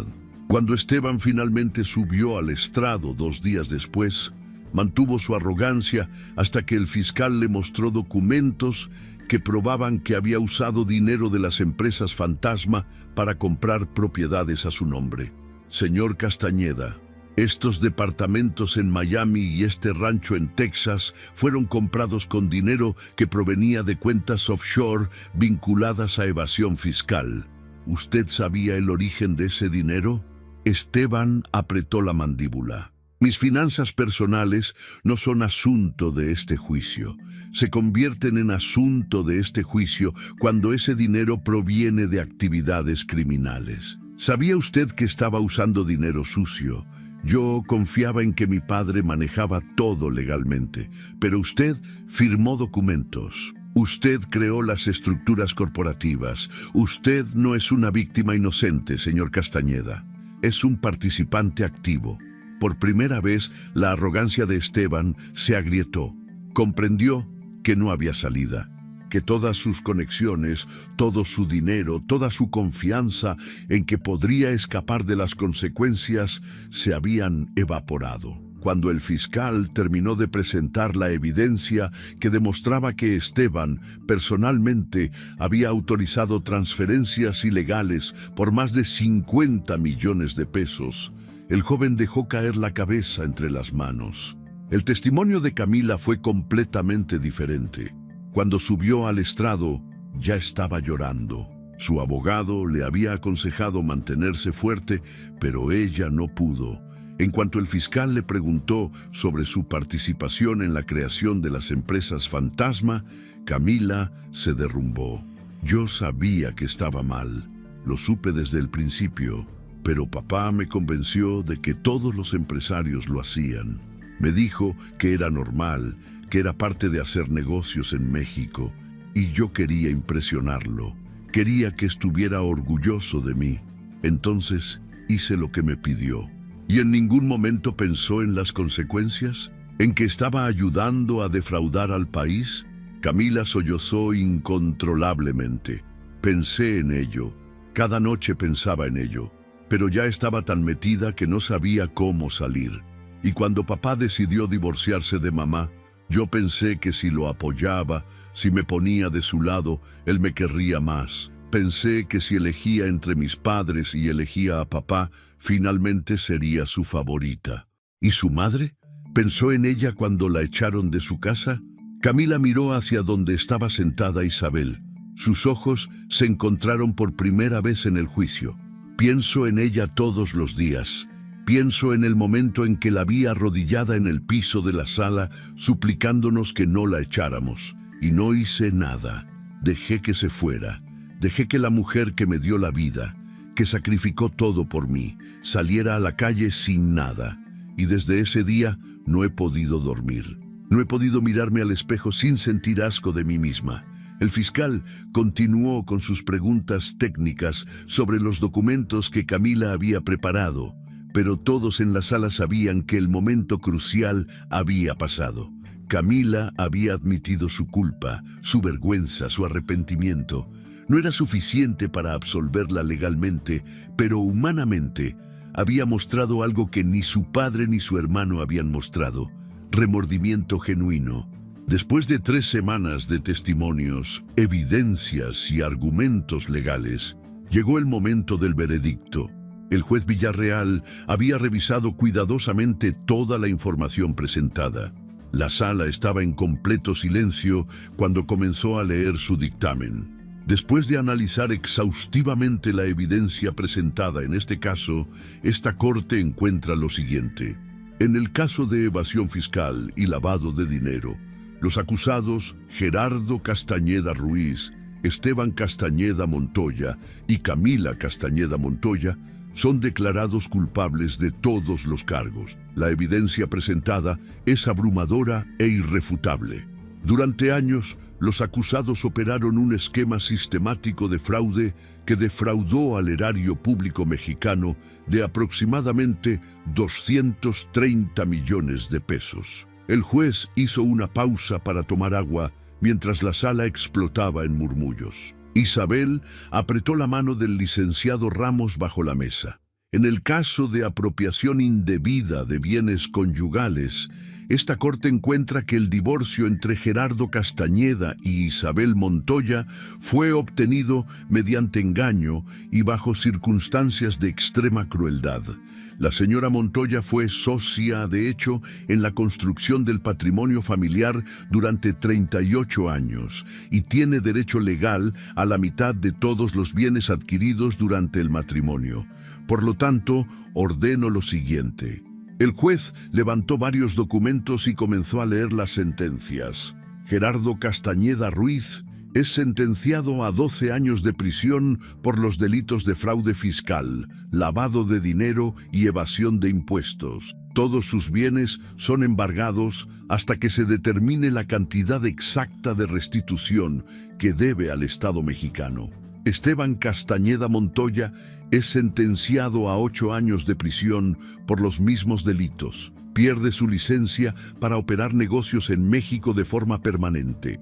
Camila Castañeda Montoya, tomando en cuenta su cooperación con la Corte y su evidente remordimiento, es sentenciada a 5 años de prisión con posibilidad de libertad condicional después de 2 años. Pierde su licencia para ejercer como abogada por un periodo de 10 años. La sala estalló. Los abogados defensores se pusieron de pie gritando objeciones. Gerardo se aferró al borde de la mesa como si estuviera a punto de desmayarse. Esteban maldijo en voz alta. Camila simplemente lloró. El juez continuó sin inmutarse. Además, ordeno que todos los bienes de Gerardo Castañeda sean transferidos a Isabel Montoya como parte de la división de bienes conyugales. Esto incluye la mansión en San Pedro Garza García, 3 departamentos adicionales, el rancho en Santiago y el 45% de las acciones de Construcciones Castañeda. Adicionalmente, los señores Castañeda deberán pagar a la señora Montoya una indemnización de 30 millones de pesos por daños emocionales y sufrimiento causado. Esta sentencia es definitiva y se ejecutará de inmediato. Isabel sintió que las piernas se le doblaban. El licenciado Ramos la sostuvo del brazo mientras lágrimas rodaban por sus mejillas.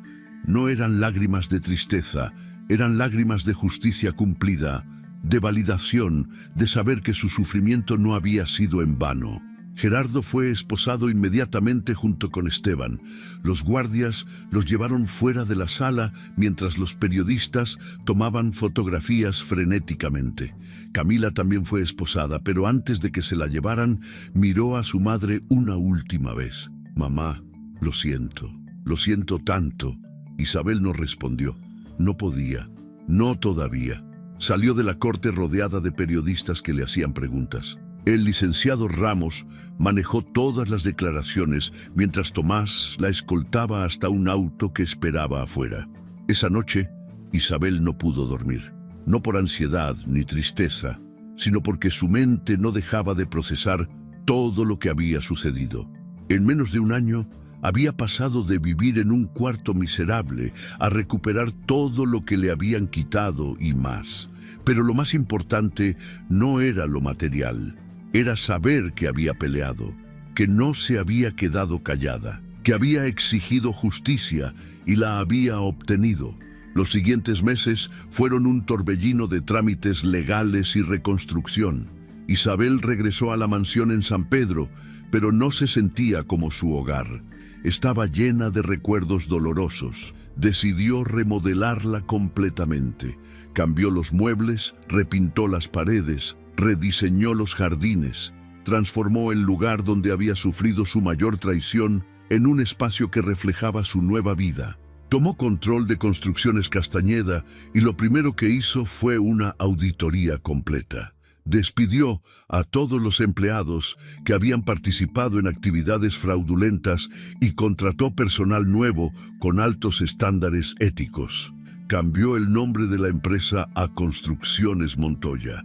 Implementó políticas de transparencia y responsabilidad social.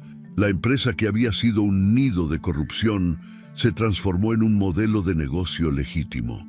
Con parte de la indemnización que recibió, Isabel estableció una fundación llamada Renacimiento. Su misión era ayudar a mujeres divorciadas que habían sido dejadas sin recursos. Ofrecía asesoría legal gratuita, capacitación laboral, apoyo psicológico y vivienda temporal. Isabel personalmente entrevistaba a cada mujer que buscaba ayuda. Entendía su dolor porque lo había vivido. Podía mirarlas a los ojos y decirles con absoluta certeza que había luz al final del túnel. Tomás se convirtió oficialmente en su socio de negocios y contador principal, pero más que eso, se convirtió en su confidente, su amigo más cercano, la persona en la que podía confiar completamente. Nunca hubo romance entre ellos, pero había algo más profundo, un respeto mutuo, una admiración genuina, una amistad forjada en las circunstancias más difíciles. 6 meses después del juicio, Isabel recibió una carta. Venía de la prisión donde Camila cumplía su condena. La carta estaba escrita a mano y ocupaba varias páginas. En ella, Camila describía su proceso de reflexión, cómo había pasado meses en terapia tratando de entender cómo se había convertido en la persona que traicionó a su propia madre. Pedía perdón sin esperar nada a cambio. Decía que entendería si Isabel nunca quería verla de nuevo. Isabel leyó la carta 3 veces, luego la guardó en un cajón y no la contestó durante 2 semanas. Finalmente, decidió visitar a su hija en prisión. Camila se veía diferente. Su cabello estaba más corto, no llevaba maquillaje, vestía el uniforme naranja de las reclusas, pero lo más notable era su mirada. Ya no había arrogancia ni frialdad, solo humildad y dolor. «Gracias por venir, mamá». Isabel se sentó del otro lado del vidrio que las separaba. «Leí tu carta y aprecio tu honestidad. Aprecio que reconozcas lo que hiciste». Camila comenzó a llorar. «No espero que me perdones. No merezco tu perdón. Solo quiero que sepas que si pudiera regresar el tiempo, haría todo diferente». Isabel tomó el teléfono con ambas manos. «No puedes regresar el tiempo, Camila. Ninguno de nosotros puede, pero podemos decidir quiénes queremos ser de aquí en adelante. Yo decidí ser alguien que pelea por sí misma. Tú tienes que decidir quién quieres ser cuando salgas de aquí. Quiero ser alguien de quien puedas estar orgullosa». Entonces trabaja en eso, usa estos años para reconstruirte. Y cuando salgas, si demuestras con acciones que has cambiado, podemos intentar reconstruir algo. No será lo que teníamos, eso murió, pero puede ser algo nuevo. Camila asintió, incapaz de hablar por las lágrimas. Isabel la visitó 2 veces más en los siguientes meses. Las conversaciones fueron difíciles, pero honestas. Estableció límites claros. No iba a olvidar lo que pasó. No iba a fingir que todo estaba bien, pero estaba dispuesta a darle a su hija una oportunidad de redención. Solo una. Esteban, por otro lado, nunca mostró arrepentimiento. Isabel recibió reportes de que culpaba a todos, excepto a sí mismo por estar en prisión. Culpaba a Tomás por guardar documentos.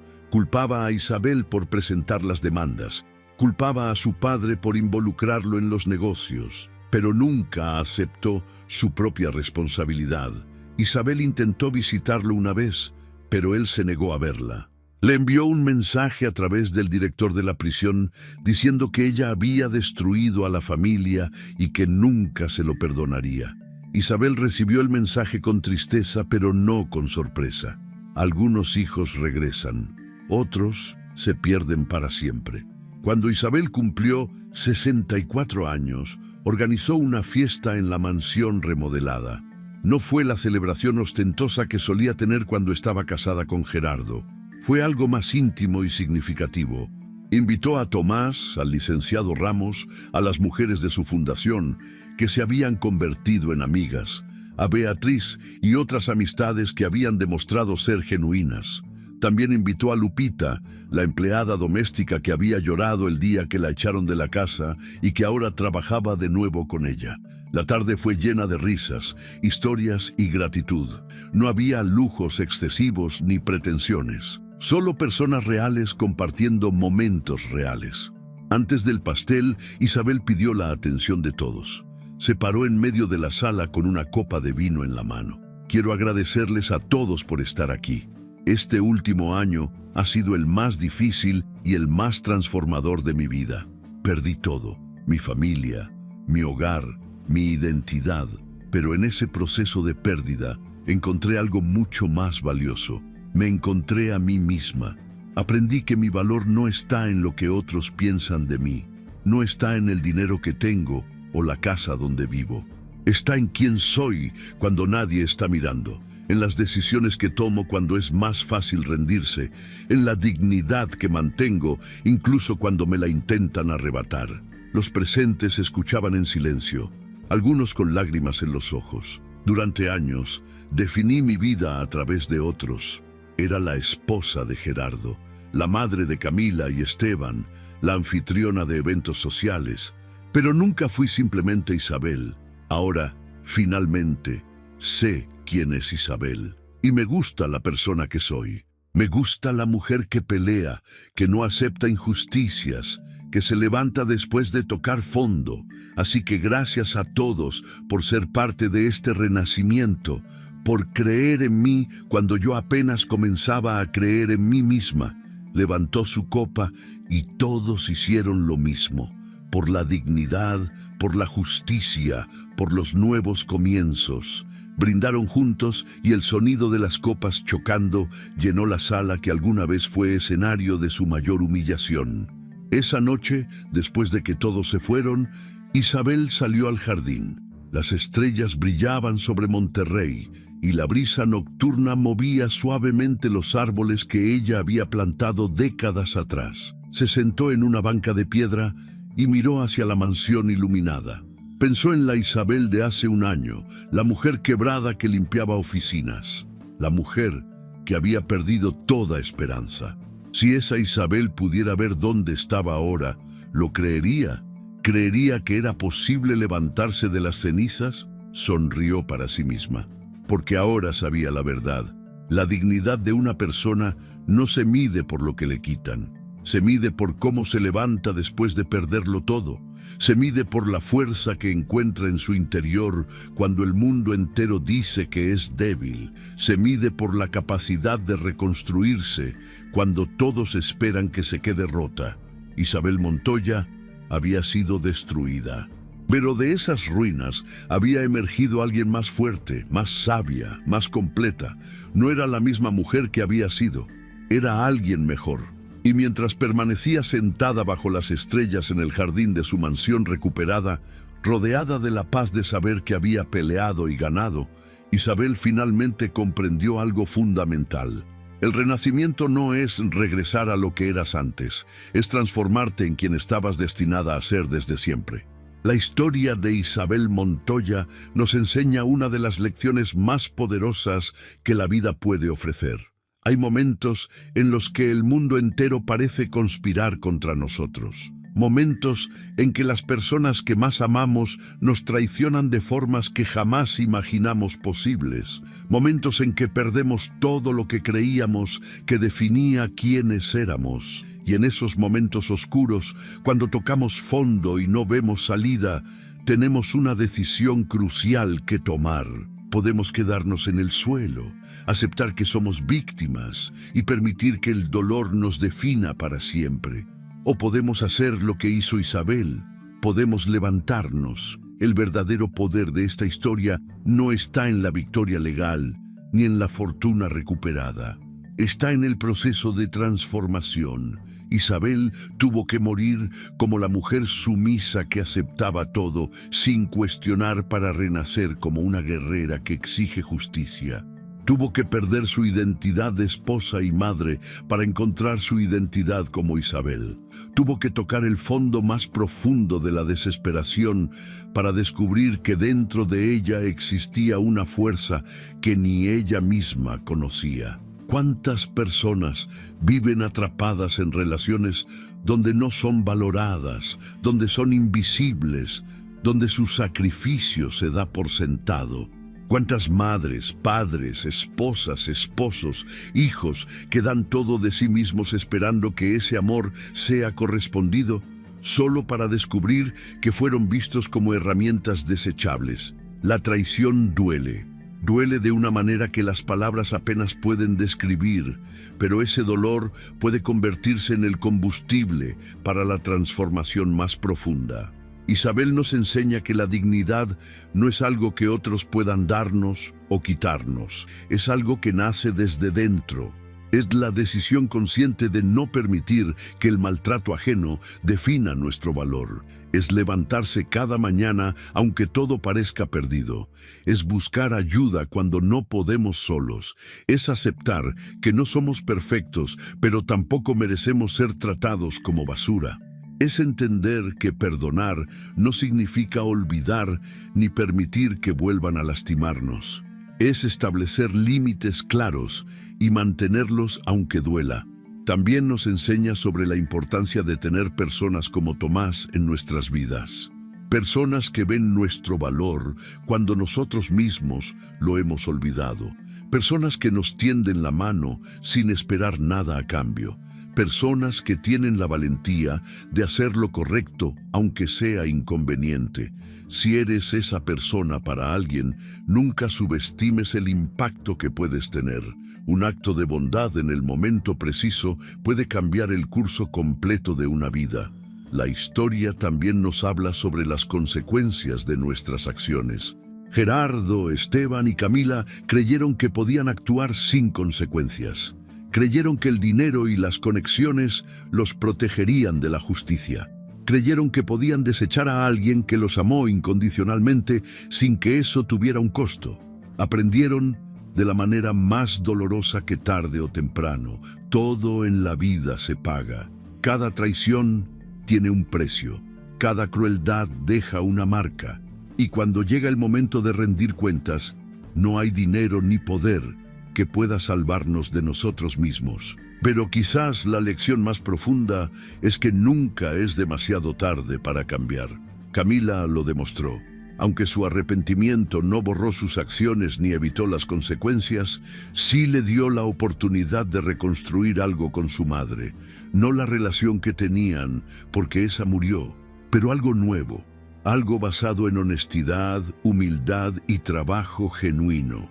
Esteban, por otro lado, eligió el camino del resentimiento y la culpa hacia otros. 2 hijos, 2 caminos, dos destinos diferentes. Si estás pasando por un momento difícil, si alguien te ha traicionado, si has perdido todo lo que creías importante, recuerda la historia de Isabel.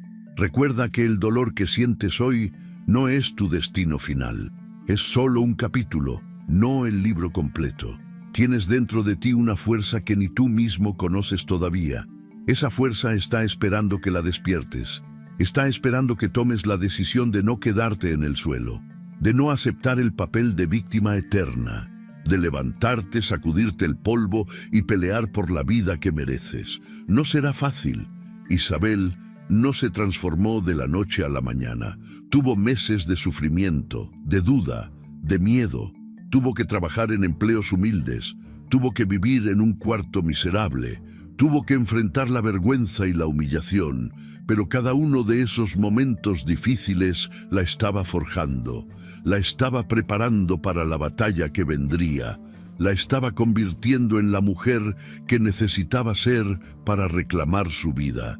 Así que si hoy te sientes derrotado, si crees que no hay esperanza, si piensas que el dolor es demasiado grande para superarlo, detente un momento, respira profundo y recuerda que dentro de ti hay una Isabel Montoya esperando nacer.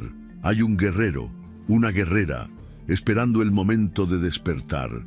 Y ese momento es ahora, no mañana, no cuando las circunstancias sean perfectas. Ahora, con todo tu dolor, con todas tus cicatrices, con toda tu historia, porque esas heridas no te hacen débil, te hacen humano, y de esa humanidad quebrada puede nacer la versión más auténtica y poderosa de ti mismo. La dignidad no se mide por lo que te quitan, se mide por cómo te levantas después de perderlo todo, y en ese levantarte, en ese negarte a permanecer derrotado, en esa decisión de reclamar tu vida, encuentras algo que nadie nunca podrá arrebatarte. Encuentras tu verdadero yo, encuentras tu poder, encuentras tu renacimiento. Si te gustó esta historia, deja tu comentario y cuéntanos desde qué país nos estás viendo. Es muy importante para nosotros. Deja tu like y suscríbete al canal para seguir recibiendo historias increíbles como esta nueva historia que está apareciendo para ti ahora. Haz clic en la historia que está apareciendo en pantalla y sorpréndete.